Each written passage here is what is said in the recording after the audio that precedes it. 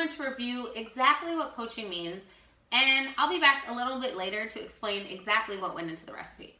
Simply put, poaching is defined as a liquid that's not boiling, just below boiling, in a covered vessel on a stovetop. Typically, the item being poached is fully submerged in an aromatic stock called a court bouillon.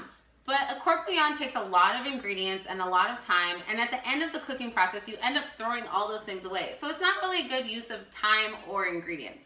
So we've really simplified this recipe so we could get the most amount of flavor and out of the least amount of time.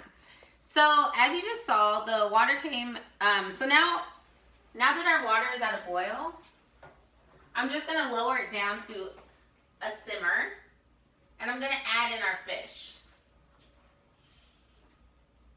So as you can see, the water doesn't cover the fish at all. So it's almost more of a steaming method, but it's very gentle. And you wanna make sure that the fish is on top of the lemon.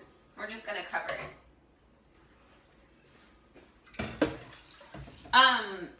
So we're just gonna keep that covered, and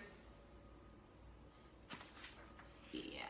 So basically, let me explain the ingredients in the poaching method, or in our poaching liquid, because every ingredient is really important because we don't have so many, so we wanna make sure that we're making smart choices with our ingredients. Lemon is a classic pairing of fish. The nice acidic flavor pairs with the fatty fish, just like our lime juice in the relish recipe we made before. And the lemon slices are gonna serve as a barrier between the fish and the pan. So the bottom of the fish won't cook too hot, even as the top of cook too high, even as the top of the fish is steaming through. Shallots and herb stems are typical ingredients of court bouillon.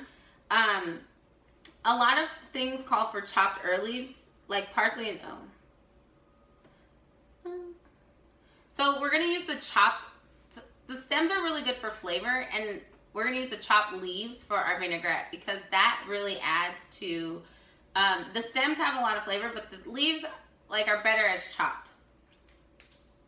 Next, I added half a cup of water and half a cup of Sauvignon Blanc. That might sound like a lot of wine, but it adds a lot more flavor and acidity. There's a lot of science at play. We're looking for a way to cook the salmon gently at a relatively low temperature. And if you remember back to high school chemistry, alcohol can actually lower the boiling temperature. So the higher concentration of alcohol performs more steam at a lower temperature. And more steam means more heat transfer, which speeds up cooking. So as that cooks, I'm gonna wait till it cooks so I can have my leftover twin and continue with my vinaigrette.